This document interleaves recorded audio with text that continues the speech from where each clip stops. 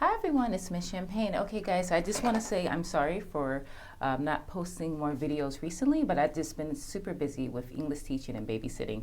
So guys, I was actually inspired to make the upcoming videos that you're about to watch. And I think this is going to be like probably videos that are talking about the coronavirus and how that affects English teaching. And when I say English teaching, I mean private English teaching. I mean teaching at a school as a full-time teacher. I also mean business teaching, and I also mean babysitting. So I'm going to break those down into different videos. But to start off, I just want to tell you what happened last night. So right now I'm in a hotel, and that means I'm at a boot camp. So I also teach intensive boot camps in Japan where we'll have, like, let's say 12 students and 2 teachers, and we'll teach those students for 5 days or 7 days. Okay, so that's where I'm at now.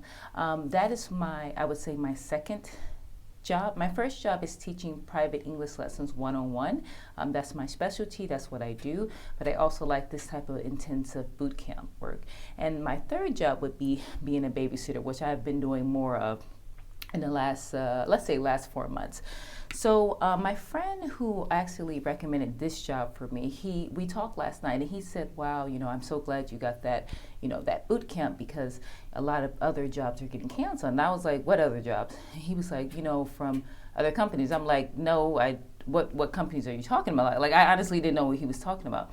So he got on the phone and he was like, yeah, a lot of companies are shutting down. I said, which companies, And he was like, oh my God, you're acting like you don't understand. I said, no, I do understand. I said, but when you say that you're glad I got the job, but because other people are losing their jobs, so which countries or companies are you talking about? He said, well, I'm not going to say the company's name, but for example, let's just say ABC Eikaiwa. He said, they had to cancel some, not this boot camp, but ABC Eikaiwa. That's a made-up name I just made. But anyways, he was saying like they had to cancel their like culture and business English training because a lot of the companies in Japan are like, what he said, I don't know if he said a lot, but he said some companies in Japan are like making workers stay home. So if they're working at home, that means they can't be trained.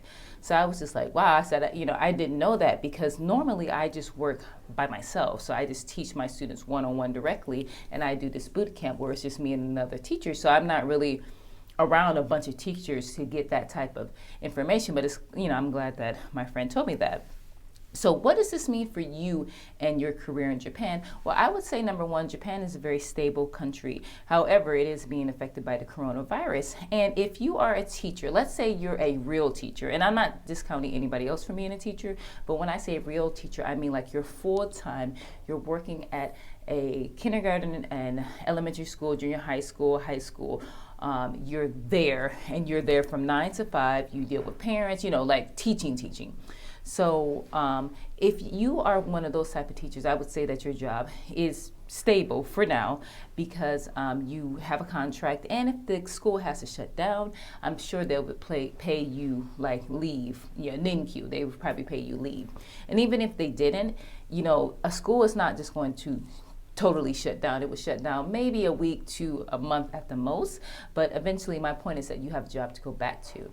Now, for those who are like business English teachers, if you're teaching like intensive boot camps like this one or one at a company, you would probably be affected, because that's what my friend said, because if those companies are not open, then you are not going to teach them. Now, I do private lessons at one of the bigger companies in Japan. They're a consulting company, but it's one-on-one. And also, those students that I teach one-on-one, I can teach online. So for me as a private English teacher, I'm also an online teacher. So I can take my students offline or online, and I don't have to meet them on site. So that's not as big as a deal.